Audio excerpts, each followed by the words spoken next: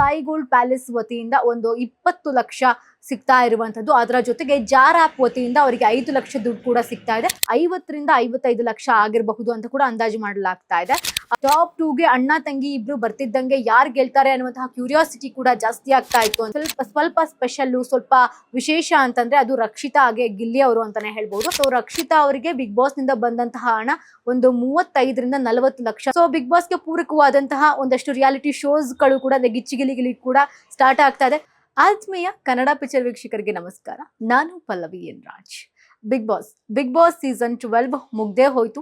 ಅದರಲ್ಲೂ ಕೂಡ ಯಾರು ಗೆಲ್ತಾರೆ ಅನ್ನುವಂತಹ ಕುತೂಹಲ, ಜೊತೆಗೆ ಯಾರು ರನ್ನರ್ ಅಪ್ ಆಗ್ತಾರೆ ಅನ್ನುವಂತಹ ಕುತೂಹಲ ಕೂಡ ಹೆಚ್ಚಾಗಿ ರಿಯಾಲಿಟಿ ಶೋ ವೀಕ್ಷಕರಿಗೆ ಇತ್ತು. ಸೊ ಫೈನಲಿ ಅದಕ್ಕೆಲ್ಲ ಬ್ರೇಕ್ ಬಿದ್ದಿದ್ದು ವಿನ್ನರ್ ಗಿಲ್ಲಿ ಅವರಾಗಿದ್ದಾರೆ, ಹಾಗೆ ರನ್ನರ್ ಅಪ್ ರಕ್ಷಿತಾ ಅವರಾಗಿದ್ದಾರೆ. ಈಗಾಗಲೇ ಗಿಲ್ಲಿ ಅವರು ಭರ್ಜರಿ ಮೊತ್ತವನ್ನ ಗಳಿಕೆ ಮಾಡ್ಕೊಂಡಿದ್ದಾರೆ ಅಂತ ಹೇಳ್ಬೋದು. ಲೈಕ್ ಫಿನಾಲೆ ಗೆದ್ದಿದ್ದಕ್ಕೆ ಅವ್ರಿಗೆ 50 ಲಕ್ಷ ಸಿಕ್ಕಿದೆ. ಜೊತೆಗೆ ಇಷ್ಟೂ ದಿನ ಬಿಗ್ ಬಾಸ್ ಮನೆಯಲ್ಲಿ ಇದ್ದಿದ್ದಕ್ಕೆ ಒಂದಷ್ಟು ಸಂಭಾವನೆ, ಜೊತೆಗೆ ಸುದೀಪ್ ಸರ್ ಕೂಡ 10 ಲಕ್ಷ ಕೊಟ್ಟಿದ್ದಾರೆ. ಒಂದು ಕಾರ್ ಕೂಡ ಗಿಲ್ಲಿ ಅವರು ತಗೊಂಡಿದ್ದಾರೆ ಅಂತ ಹೇಳ್ಬೋದು. ಅಂದ್ರೆ 1 ಕೋಟಿಗೂ ಅಧಿಕ ಮೊತ್ತವನ್ನ ಗಿಲ್ಲಿ ಅವರು ಒಂದು ಗಳಿಕೆ ಮಾಡ್ಕೊಂಡಿದ್ದಾರೆ ಬಿಗ್ ಬಾಸ್ ನಿಂದ ಅಂತ ಹೇಳ್ಬೋದು.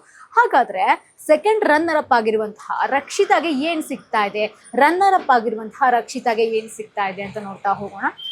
ರಕ್ಷಿತಾ ಅವರು ಬಿಗ್ ಬಾಸ್ ಮನೆಯಲ್ಲಿ ಅಂದ್ರೆ ಡೇ 1 ನಿಂದ ಇಲ್ಲಿವರೆಗೂ ಇದ್ದಂತಹ ಅಷ್ಟೂ ದಿನದ ಹಣ ರಕ್ಷಿತಾಗೆ ಸಿಗುತ್ತೆ.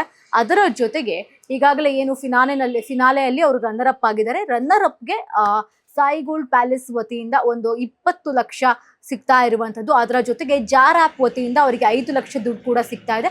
ಅಂದ್ರೆ ರಕ್ಷಿತಾ ಅವರಿಗೆ ಸಿಗ್ತಾ ಇರುವಂತಹ ಮೊತ್ತ 25 ಲಕ್ಷ ಆಗಿರುತ್ತೆ. ಅದರ ಜೊತೆಗೆ ಒಂದಷ್ಟು ಟಾಸ್ಕ್ ಗಳನ್ನ ಆಡಿರ್ತಾರೆ, ಒಂದಷ್ಟು ಗೇಮ್ಸ್ ಗಳನ್ನ ಆಡಿರ್ತಾರೆ, ಸ್ಪಾನ್ಸರ್ಸ್ ಮಾಡಿರ್ತಾರೆ. ಅದರಲ್ಲಿ ಗೆದ್ದಂತಹ ಇವರಿಗೂ ಕೂಡ ಪಾರ್ಟಿಸಿಪೇಟ್ ಮಾಡಿದವರಿಗೂ ಕೂಡ ಒಂದಷ್ಟು ಅಮೌಂಟ್ ಅಂತ ಇರುತ್ತೆ. ಅದು ಕೂಡ ರಕ್ಷಿತಾ ಅವರಿಗಾಗಿರ್ಬಹುದು, ಗಿಲ್ಲಿ ಅವರಿಗಾಗಿರ್ಬಹುದು, ಅಂದ್ರೆ ಎಲ್ಲಾ ಸ್ಪರ್ಧಿಗಳಿಗೂ ಕೂಡ ಸಿಗ್ತಾ ಇದೆ. ಅಂದ್ರೆ ಈ ಬಿಗ್ ಬಾಸ್ ನಿಂದ ರಕ್ಷಿತಾ ಅವರು ಗಳಿಸ್ಕೊಂಡಂತಹ ಮೊತ್ತ ಒಂದು 50 ರಿಂದ 55 ಲಕ್ಷ ಆಗಿರಬಹುದು ಅಂತ ಕೂಡ ಅಂದಾಜು ಮಾಡಲಾಗ್ತಾ ಇದೆ. ಅಥವಾ ಒಂದು 35 ರಿಂದ 40 ಲಕ್ಷ ರಕ್ಷಿತಾಗೆ ಸಿಗ್ತಾ ಇದೆ ಅಂತ ಕೂಡ ಅಂದಾಜು ಮಾಡಲಾಗ್ತಿದೆ. ಬಟ್ ರಕ್ಷಿತಾ ಅವರು ಏನು ಇಷ್ಟು ದಿನ ಅಂದ್ರೆ 112 ದಿನ 115 ದಿನ ಕಂಪ್ಲೀಟ್ ಮಾಡಿದ್ದಾರೆ. ಇದಕ್ಕೂ ಕೂಡ ಅವರಿಗೆ ವೀಕ್ಲಿ ಇಷ್ಟು ಅಂತ ಸಂಭಾವನೆ ಇರೋದ್ರಿಂದ ಅದೆಲ್ಲದೂ ಕೂಡ ಸೇರಿದ್ರೆ ಅಷ್ಟಾಗಬಹುದು ಅಂತ ಕೂಡ ಒಂದು ಅಂದಾಜಿದೆ. ರಕ್ಷಿತಾ ಅವರು ಬಿಗ್ ಬಾಸ್ ಮನೆಯಲ್ಲಿ ಇದ್ದಷ್ಟು ದಿನವೂ ಕೂಡ ಮಜಾ ಮಾಡಿದ್ರು. ಅವರು ಫಿನಾಲೆ ತನಕ ಬರ್ತೀನಿ ಅನ್ನುವಂತಹ ಒಂದು ಸ್ಮಾಲ್ ಹಿಂಟ್ ಕೂಡ ಅವ್ರಿಗಿರ್ಲಿಲ್ಲ. ಬಿಕಾಸ್ ಅವರಿಗೆ ಒಂದಷ್ಟು ಕ್ರೇಜ್ ಇತ್ತು, ಒಂದು ಕರಾವಳಿ ಭಾಗದವರ ಒಂದು ಪ್ರಚಾರ ಇತ್ತು, ಅವರು ವೋಟ್ ಆಗ್ತಾ ಇದ್ರು. ಜೊತೆಗೆ ಇಡೀ ಕರ್ನಾಟಕದವರ ಜನಗಳ ಒಂದಷ್ಟು ಸಿಂಪತಿ ಕೂಡ ರಕ್ಷಿತಾ ಪರವಾಗಿತ್ತು. ಟಾಪ್ 2 ಗೆ ಅಣ್ಣ ತಂಗಿ ಇಬ್ರು ಬರ್ತಿದ್ದಂಗೆ ಯಾರು ಗೆಲ್ತಾರೆ ಅನ್ನುವಂತಹ ಕ್ಯೂರಿಯಾಸಿಟಿ ಕೂಡ ಜಾಸ್ತಿ ಆಗ್ತಾ ಇತ್ತು ಅಂತಾನೆ ಹೇಳ್ಬಹುದು.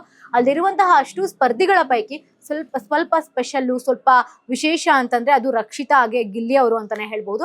ಈಗ ಗಿಲ್ಲಿ ಅವರು ಅಂತ ಬಂದಾಗ್ಲೂ ಕೂಡ ಒಳ್ಳೆ ಒಂದು ಹಣವನ್ನ ಬಿಗ್ ಬಾಸ್ ನಿಂದ ಗಳಿಕೆ ಮಾಡಿದ್ದಾರೆ. ಹಣದ ಜೊತೆಗೆ ಒಂದಷ್ಟು ಜನರ ಮನಸ್ಸನ್ನು ಕೂಡ ಗಿಲ್ಲಿ ಅವರು ಗೆದ್ದಿದ್ದಾರೆ ಅಂತ ಹೇಳ್ಬೋದು. ಇದನ್ನೆಲ್ಲ ನೋಡ್ತಾ ಹೋದಾಗ ಬಿಗ್ ಬಾಸ್ ಇವರೆಲ್ಲರ ಲೈಫ್ ಅಲ್ಲಿ ಒಂದು ಮುಖ್ಯವಾದಂತಹ ಘಟ್ಟ ಆಗಿ ಉಳ್ಕೊಂಡಿದೆ. ನೆನ್ನೆ ಸ್ಟೇಜ್ ಮೇಲೆ ಸುದೀಪ್ ಸರ್ ಒಂದು ಮಾತನ್ನ ಕೇಳ್ತಾರೆ ರಕ್ಷಿತಾ ಅವ್ರಿಗೆ, ನೀವೇನಾದ್ರೂ ವಿನ್ ಆದ್ರೆ ಆ ದುಡ್ಡಲ್ಲಿ ಏನ್ ಮಾಡ್ತೀರಾ ಅಂತ. ಅಲ್ಲಿ ಅವ್ರು ಆನ್ಸರ್ ಮಾಡ್ತಾರೆ, ನಾನು ಹಸು ತಗೊಂತೀನಿ ಅಂತ. ಎಷ್ಟು ಹಸು ತಗೋತೀರಾ ಅಂತಾರೆ. ನಾನು ತುಂಬಾ ಹಸು ತಗೊಂತೀನಿ, ಅದ್ರಲ್ಲಿ ಅರ್ಧದಷ್ಟು ಹಸುನ ತಗೊಳ್ತೀನಿ ಅನ್ನುವಂತಹ ಮಾತನ್ನ ರಕ್ಷಿತಾ ಅಲ್ಲಿ ಆಡ್ತಾರೆ. ಸೊ ಇವಾಗ ಅವರು ನಮ್ಮ ರೀತಿ ಒಂದು ಮಿಡಲ್ ಕ್ಲಾಸ್ ಆಗಿರೋದ್ರಿಂದ ಒಂದು ಎಲ್ರಿಗೂ ಒಂದು ಇದ್ದೇ ಇರುತ್ತೆ. ಎಲ್ರ ಮನಸ್ಸಲ್ಲೂ ಕೂಡ ರಕ್ಷಿತಾ ವಿನ್ ಆಗ್ಬೇಕಿತ್ತಪ್ಪ, ಲೈಕ್ ಅವರ ಒಂದು ಸ್ಟ್ರಗಲ್ನ ನೋಡ್ಕೊಂಡು ಬಂದಿರ್ತೀವಿ ನಾವುಗಳು ಕೂಡ. ಸೊ ಒಂದು ಬ್ಲಾಗ್ ಮಾಡಿಕೊಂಡು ಇಲ್ಲೋ ಒಂದ್ ಕಡೆ ಒಂದು ಚಿಕ್ಕ ಪುಟ್ಟ ಊರಲ್ಲಿ ಇದ್ಕೊಂಡು, ಸೊ ಅಲ್ಲಿಂದ ಬಂದಿರುವಂತಹ ರಕ್ಷಿತಾಗೆ ಈ ಬಿಗ್ ಬಾಸ್ ಅನ್ನುವಂತಹ ಅರಮನೆ ಜೀವನ ಹೇಗೆ ಕೊಟ್ಟಿದೆ ಅನ್ನೋದು ಬಹಳ ಮುಖ್ಯವಾಗುತ್ತೆ. ಸೊ ಈಗ ಅವರು ಬಿಗ್ ಬಾಸ್ ಮನೆಯಿಂದ ಆಚೆ ಬಂದಿದ್ದಾರೆ. ಬಿಗ್ ಬಾಸ್ ನಿಂದ ಸಾಕಷ್ಟು ಜನಗಳ ಪ್ರೀತಿಯನ್ನು ಕೂಡ ಗಳಿಸ್ಕೊಂಡಿದ್ದಾರೆ ಅಂತ ಹೇಳ್ಬೋದು. ಹಾಗೆ ಹಣವನ್ನು ಕೂಡ ಗಳಿಕೆ ಮಾಡಿಕೊಂಡಿದ್ದಾರೆ. ಸೊ ರಕ್ಷಿತಾ ಅವರಿಗೆ ಬಿಗ್ ಬಾಸ್ ನಿಂದ ಬಂದಂತಹ ಹಣ ಒಂದು 35 ರಿಂದ 40 ಲಕ್ಷ ಅಂತ ಕೂಡ ಅಂದಾಜು ಮಾಡಲಾಗ್ತಾ ಇದೆ. ಸೊ ವೇಟ್ ಮಾಡಿ ನೋಡೋಣ. ಈ ವಿಚಾರವಂತೂ ಯಾರು ರಿವೀಲ್ ಮಾಡೋದಿಲ್ಲ. ಅದಕ್ಕಿಂತ ಹೆಚ್ಚ ಅಥವಾ ಅದಕ್ಕಿಂತ ಕಡಿಮೆನಾ ಅನ್ನೋದು ಅವರ ಬಾಯಲ್ಲೇ ನಮಗೆ ಗೊತ್ತಾಗುತ್ತೆ. ಸೊ ಫೈನಲಿ ಇವತ್ತಿಂದ ಬಿಗ್ ಬಾಸ್ ಇರೋದಿಲ್ಲ. ರಿಯಾಲಿಟಿ ಶೋ ವೀಕ್ಷಕರಿಗೆ ಎಲ್ಲ ಒಂದ್ ಕಡೆ ಬೇಜಾರಾಗಿರುತ್ತೆ.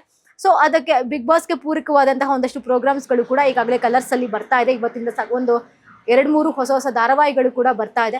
ಅದರಲ್ಲಿ ಬಿಗ್ ಬಾಸ್ ನಲ್ಲೇ ಇದ್ದಂತಹ ಸೂರಜ್ ಅವರ ಧಾರಾವಾಹಿಗೂ ಕೂಡ ಒಂದಾಗಿದೆ. ಸೊ ಬಿಗ್ ಬಾಸ್ಗೆ ಪೂರಕವಾದಂತಹ ಒಂದಷ್ಟು ರಿಯಾಲಿಟಿ ಶೋಸ್ಗಳು ಕೂಡ ಗಿಚ್ಚಿಗಿಲಿ ಕೂಡ ಸ್ಟಾರ್ಟ್ ಆಗ್ತಾ ಇದೆ. ಸೊ ಕಾದ್ ನೋಡೋಣ ಅವರು ಇದೇ ರೀತಿ ಎಂಟರ್ಟೈನ್ಮೆಂಟ್ ಕೊಡ್ತಾರಾ ಅಂತ. ಇದಾಗಿತ್ತು ಈ ಹೊತ್ತಿನ ವಿಶೇಷ. ಇನ್ನಷ್ಟು ಹೆಚ್ಚಿನ ಅಪ್ಡೇಟ್ಗಳಿಗಾಗಿ ನೋಡ್ತಾ ಇರಿ ಕನ್ನಡ ಪಿಕ್ಚರ್.